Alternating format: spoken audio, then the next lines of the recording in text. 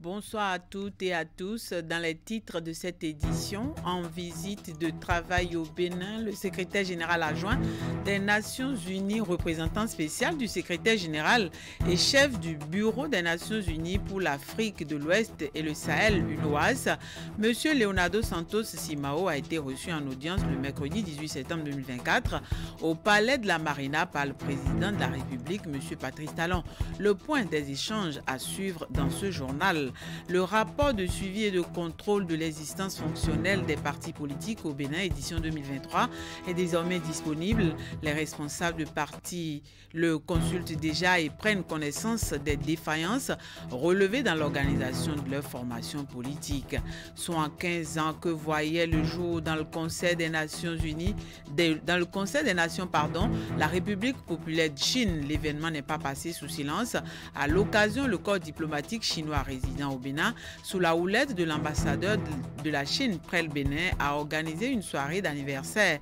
Plusieurs personnalités politico-administratives, des officiers supérieurs des forces de défense et de sécurité béninoises, mais aussi les membres des corps diplomatiques résidant au Bénin y ont pris part.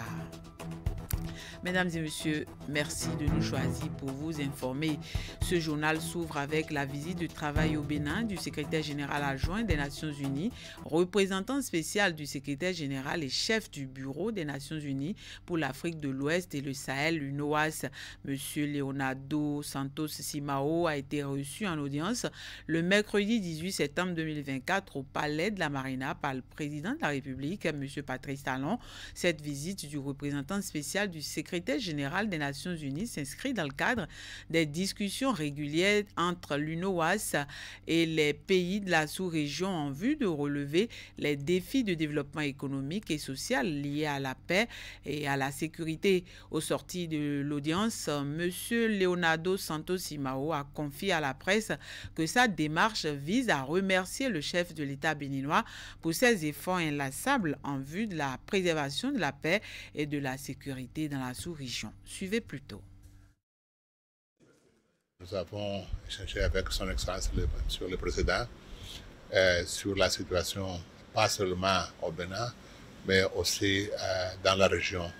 Les défis qui se posent à la région, les problèmes de terrorisme, les problèmes de développement, des efforts de développement et la nécessité que les pays travaillent ensemble et en coordination pour faire face à ces défis. Il y a un effort, et je tiens à féliciter les pays, pas seulement pour adresser la paix et la stabilité au pays, mais aussi en coordination avec d'autres pays. Et le Bénin est un pays côtier, c'est un pays qui est de ligne de front dans la recherche de la paix et de la stabilité dans la région. Nous encourageons les pays à poursuivre dans cette voie, de chercher toujours, à travers du dialogue, les formes de surmonter les problèmes, les différences. Le rapport de suivi et de contrôle de l'existence fonctionnelle des partis politiques au Bénin, édition 2023, est désormais disponible.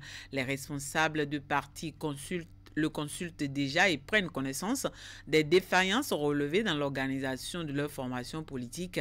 La Commission électorale nationale autonome qui met à leur disposition les fonds publics a conduit la mission de contrôle en novembre dernier dans les sièges nationaux et départementaux des partis. Le rapport a été lancé ce vendredi à Cotonou par le président de la Sénat en présence des présidents et représentants des partis politiques. Reportage.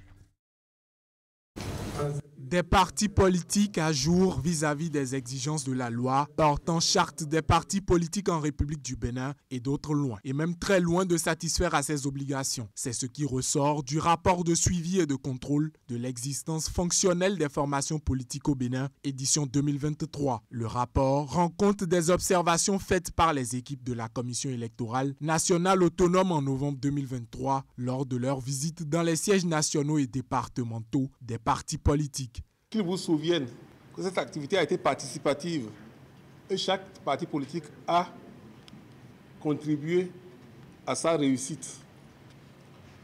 Cette présentation est une exigence de la loi et ce n'est que pour faire un bilan au jour où nous étions là-bas. Ça ne veut pas dire que ça n'a pas évolué depuis. Au cours de la rencontre préparatoire que la Sénat a eue avec vous, il vous avait été promis qu'à l'issue de la mission, chaque parti politique recevra un exemplaire du rapport. En cette matinée du 20 septembre 2024, la Sénat tient à sa promesse. De par cet acte de remise du dit rapport, nous faisons non seulement acte de transparence, mais nous renforçons également les liens qui nous unissent à vous, animateurs par excellence de la vie politique béninoise. La mission de la Sénat vise à apprécier le niveau de conformité de l'existence fonctionnelle des partis conformément au cadre juridique qui les régissent désormais grâce à la réforme du système partisan en cours au Bénin. Les partis politiques ayant subi cette évaluation reçoivent le rapport de la Sénat. Leurs responsables auront à découvrir les aspects positifs et négatifs constatés dans le fonctionnement de leur parti.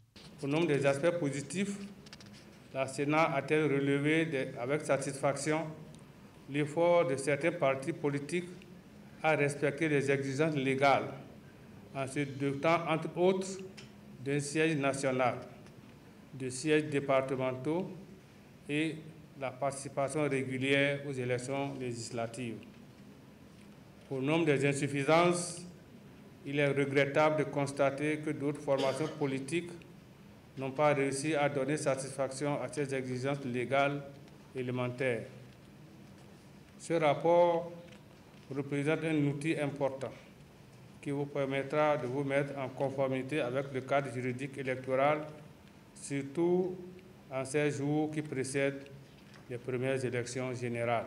Sur la liste de la Sénat, 11 partis animent la vie politique au Bénin en attendant l'actualisation de la liste par le ministère de l'Intérieur et de la Sécurité publique. Selon la loi portant charte des partis politiques en République du Bénin, les partis aux abonnés absents 2 fois consécutivement aux élections perdront leur statut juridique. Pour le président Saka Lafia, le rendez-vous de ce vendredi 20 septembre marque le point de départ pour l'année électorale 2026. À la Haute Autorité de l'Audiovisuel de la Communication AC, les travaux de la 2e session ordinaire de l'année ont été lancés ce jeudi. Présentés par la première autorité de l'institution de régulation des médias pour cette 7e mandature, le menu des débats s'articule autour de plusieurs points dont la gestion des fréquences et conventions d'organes de presse et l'accès à l'appui financier de l'État. Cette cérémonie de lancement a été pour Édouard Loko l'occasion de parler à cœur ouvert aux professionnels des médias de plusieurs sujets touchant la corporation. Compte rendu de Hugues Vignibé et Elvis Tonoukoua. Mesdames et messieurs, la 2e session ordinaire de la Haute Autorité de l'Audiovisuel et de la Communication au titre de l'année 2024 s'ouvre. Dans cette salle, responsables d'organes de presse, dirigeants d'instances fêtières, professionnels des médias, conseillers et membres du corps administratif de l'institution. au cours de cette session qui s'ouvre, nous allons continuer à étudier les plaintes, organiser des auditions publiques, signer des conventions en attente, retirer certaines fréquences qui ont été données de façon un peu trop, je ne veux pas dire irresponsable, prolonger la convention de certaines radios qui sont arrivées à terme, retirer d'autres conventions qui sont arrivées à terme parce que les promoteurs n'auraient pas respecté les cahiers de charges, nous battre pour que ce qui est dû à la presse soit payé, parce que depuis quand même 7 ans, 8 ans, l'aide de l'État a été toujours votée par les députés. Ça fait 7 ans, 8 ans, nous n'avons pas vu un seul copec. Au-delà de ces enjeux et de celui de la modernisation de l'administration de la HAC, un bon père de famille, Édouard Loko s'adresse aux professionnels des médias. Aujourd'hui, je le dis, le journaliste est une arme et il ne suffit plus, mesdames et messieurs les journalistes, de respecter la déontologie de papa. Non, il faudra y ajouter du patriotisme. Plus aucun pouvoir public ne permet à ce que cette arme soit retournée contre le pays. Même si vous avez le permis de chasse, on ne tire plus sur tous les gibiers.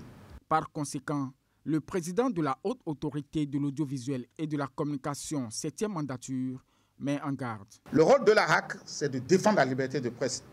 C'est de défendre la liberté de presse contre les pouvoirs publics. Mais là, souvent, c'est de défendre la liberté de presse contre les journalistes.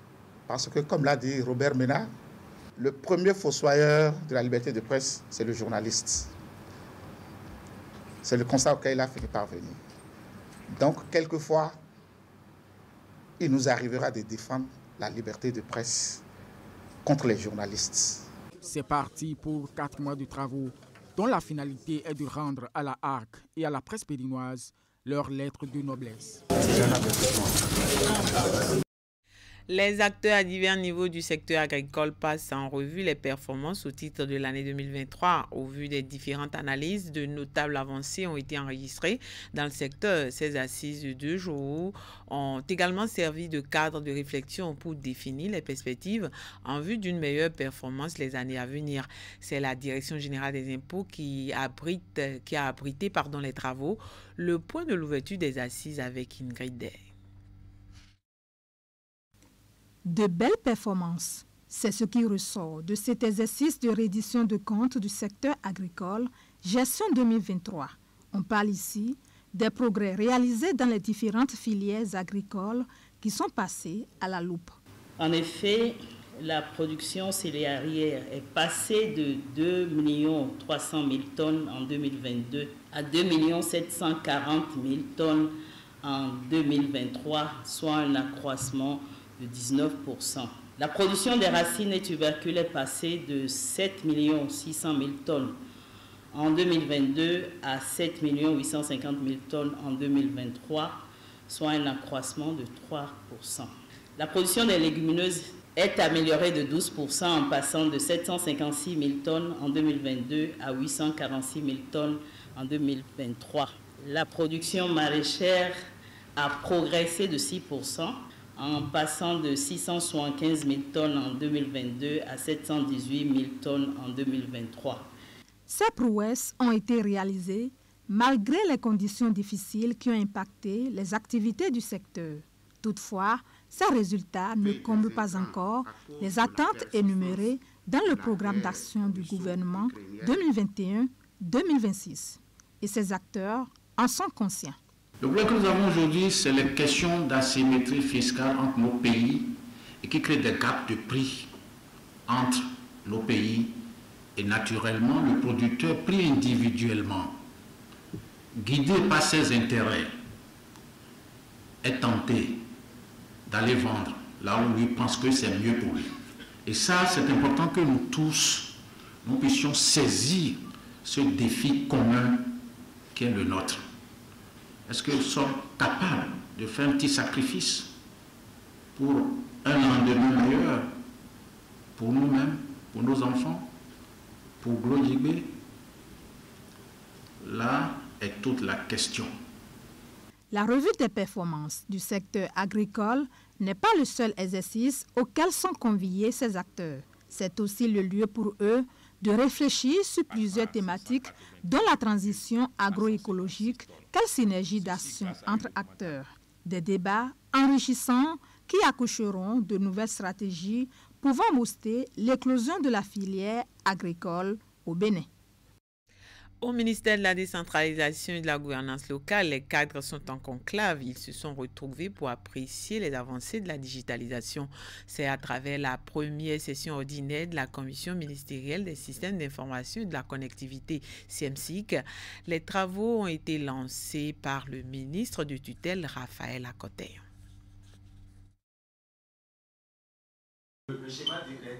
Cette première session ordinaire de la Commission ministérielle des systèmes d'information et de la connectivité au titre de l'année 2024 marque un tournant important dans la gouvernance des programmes et projets numériques au sein du ministère de la décentralisation. Et après quelques mois d'exécution, les résultats de la transformation digitale sont bien perceptibles. Le ministère de la décentralisation a vraiment été un allié important dans le bond qu'a connu le Bénin en termes de numérisation. Il y a déjà énormément de choses qui ont été faites. La CIN se tient évidemment à côté du ministère pour poursuivre les efforts sur tout ce qui est prévu et tout ce qui doit être fait jusqu'à présent. Donc on a travaillé déjà ensemble sur des e-services du portail national des services publics. On a même eu la participation et vraiment le leadership du ministre en direct sur certains sujets. Et donc ça, voilà, on veut le remercier vraiment pour toutes ces actions-là. Les avancées enregistrées dans le cadre des programmes et projets numériques au ministère de la décentralisation constituent des points d'amélioration des services offerts aux usagers. Et l'autorité de tutelle insiste sur cet élément accélérateur. Cette commission est chargée, entre autres, d'une part, d'accélérer l'opérationnalisation des services numériques et d'en faciliter une large diffusion au sein de notre département ministériel, et d'autre part, de suivre l'utilisation effective des systèmes d'information et services numériques sectoriels et d'aider à la consolidation des données nécessaires à la production des indicateurs pertinents. Je voudrais ensuite reconnaître les mérites de l'Agence des systèmes d'information et du numérique qui apporte un appui technique constant à notre secteur, tel que l'a dit le représentant du DG Yacine tout à l'heure. Je peux aujourd'hui affirmer avec beaucoup de fierté que notre pays, le Bénin, s'est résolument engagé sur la voie de la transformation digitale. Cette vision devra être soutenue par un cadre stratégique et politique comportant, entre autres, premièrement, le schéma directeur des systèmes d'information, deuxièmement, la politique de sécurité des systèmes d'information et les stratégies de digitalisation des préfectures et des collectivités territoriales. Le ministre Raphaël Akoteyo a salué le dévouement et la disponibilité des cadres de son ministère pour la réussite des missions dévolues à son département ministériel. Il a invité tout un chacun à y mettre davantage du sien afin que la satisfaction soit au rendez-vous lors de la prochaine session.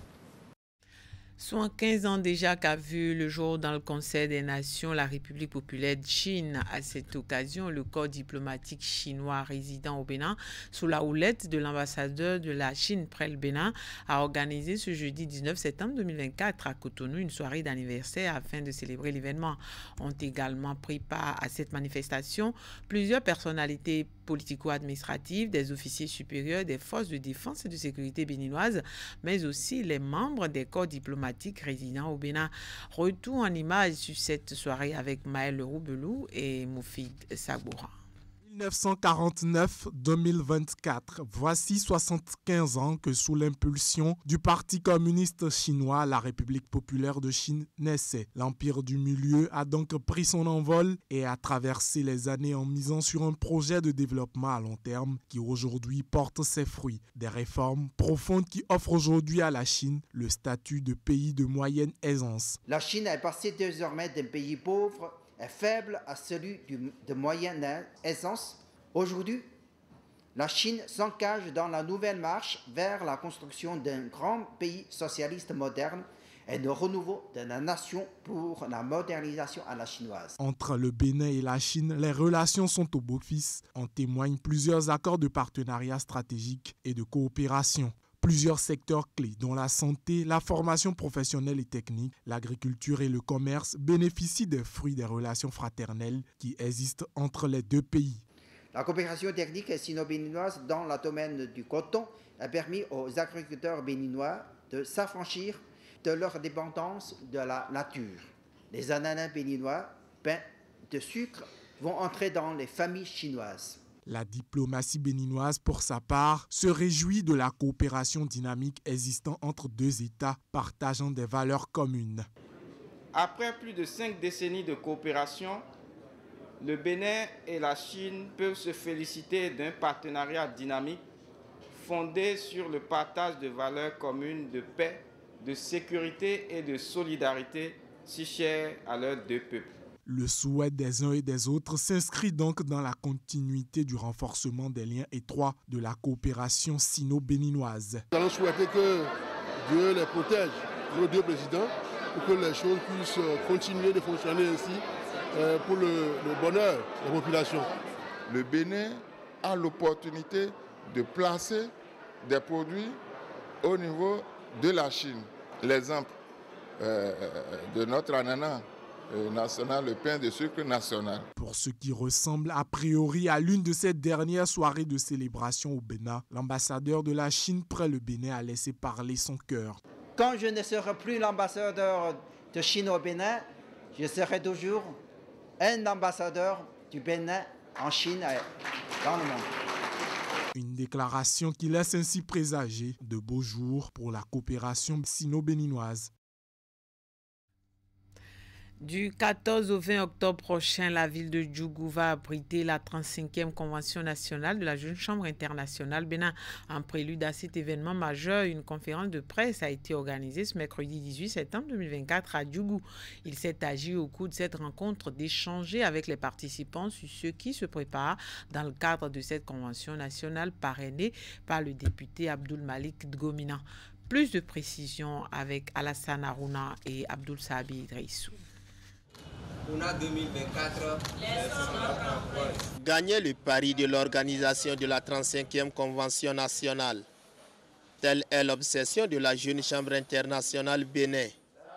En prélude à cet événement national majeur, cette organisation de jeunes tient la présente conférence de presse pour permettre aux invités composés de journalistes, leaders engagés et responsables d'associations de jeunes de découvrir les grandes lignes et objectifs de cet événement prévu à Djougou.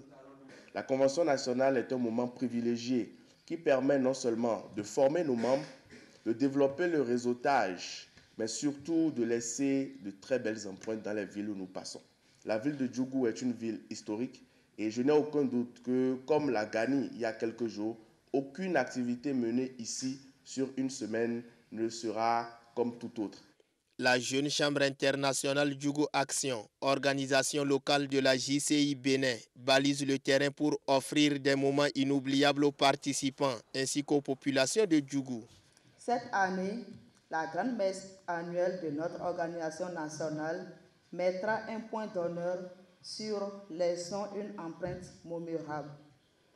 Un sujet qui nous touche tous et qui est crucial pour notre avenir.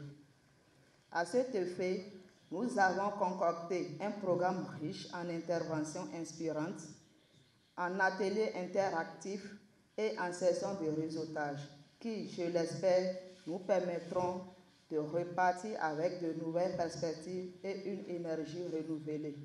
L'honorable Abdul Malik Gomina, qui s'est fait représenter, est le parrain de cet événement. L'honorable, par ma voix, vous dit que s'il fallait renouveler, il serait prêt également à parrainer. Car, comme on le dit, l'avenir d'un pays, c'est la jeunesse. Et là où il y a la jeunesse, il y a toujours l'honorable Gomina Malik. Tous ceux qui œuvrent pour la bonne marche de cette institution à Djougou ici, nous leur disons merci. Je ne saurais terminer sans adresser un spécial merci à un homme empreint de générosité. Je vais nommer l'honorable Seou Abdul Malik Gomina, qui, malgré ses multiples occupations, a accepté parrainer cette 35e Convention nationale de la JC Bénin. De tout cœur, merci à vous, l'honorable. Les échanges ont été interactifs et participatifs. Est-ce que vous n'allez pas peut-être rendre visite à Sa Majesté, par exemple? Est-ce qu'on peut avoir une idée de ce qui est prévu sur le plan social pour Djougou dans le cadre de cette convention? À ces préoccupations des journalistes, des réponses ont été apportées, des zones d'ombre éclaircies et des doutes dissipés. Au cours de cette rencontre, les grandes lignes du programme concocté ont été données. Suivons ici quelques points du programme élaboré dans le cadre de cette convention nationale.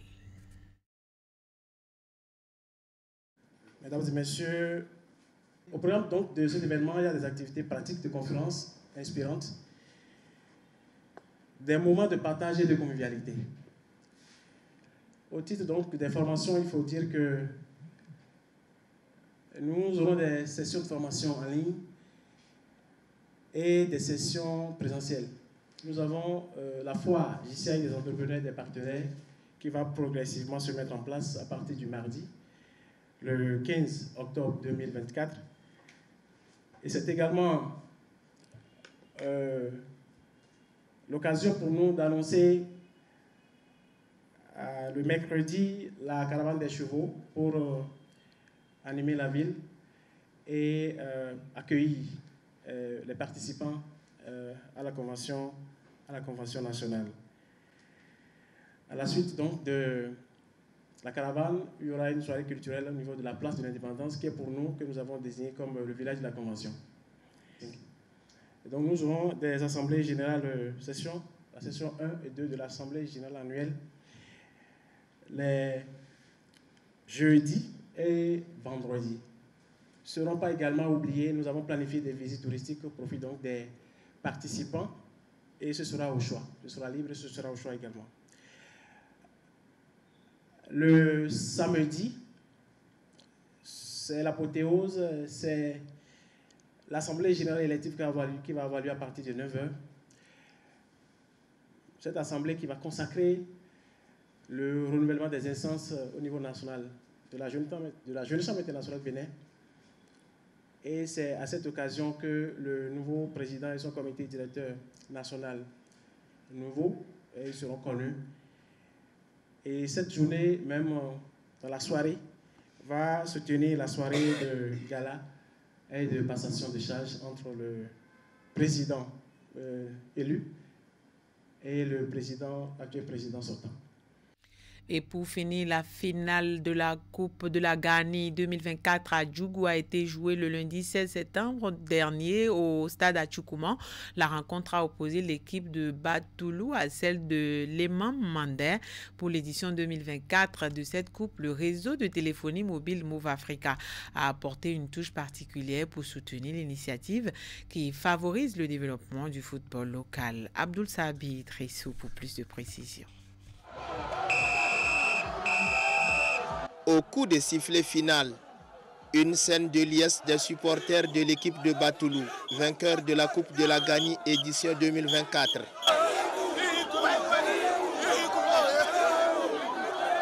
Avant d'en arriver à ce sacre, les nouveaux tenants du titre du tournoi de la Gani n'ont pas été flamboyants face à leur adversaire de Lemam Mandé, habillé en blanc.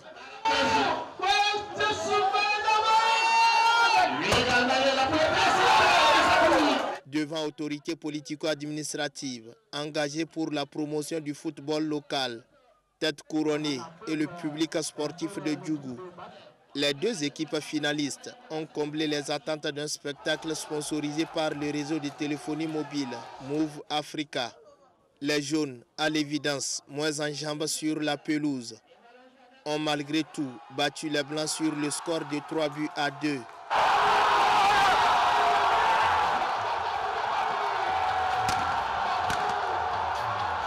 Pour cette édition, Move Africa n'a pas lésiné sur les moyens pour accompagner les organisateurs pour rehausser l'éclat de la compétition.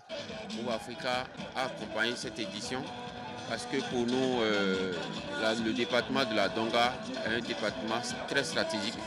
On a voulu accompagner l'édition de cette année pour vraiment témoigner encore une fois de plus à travers les nombreuses actions qu'on fait, la gratitude, l'amour que le réseau Move Africa a envers les populations de la Donga en général et celle de la commune de Djougou en particulier. La fête a été grandiose et très belle grâce à la société Move Africa. Je la remercie sincèrement au fond du cœur. Je profite aussi de remercier notre grand frère, l'honorable Gomina Mali, qui a su manager et a su convaincre Move pour qu'elle vienne rehausser le tournoi de la Gani. Ce réseau de téléphonie mobile n'entend pas s'arrêter en si bon chemin. Nous appelons les populations de la Donga à adhérer massivement au réseau leader. Aujourd'hui, c'est le meilleur réseau au Bénin parce que nous avons beaucoup de produits innovants qui peuvent vraiment intéresser les populations. On s'est positionné sur cette édition et on va se positionner encore, si prête à Dieu, sur les éditions à venir. L'équipe championne a en plus des médailles, jeux de maillot, remporté une enveloppe financière de 500 000 francs CFA et le géant trophée.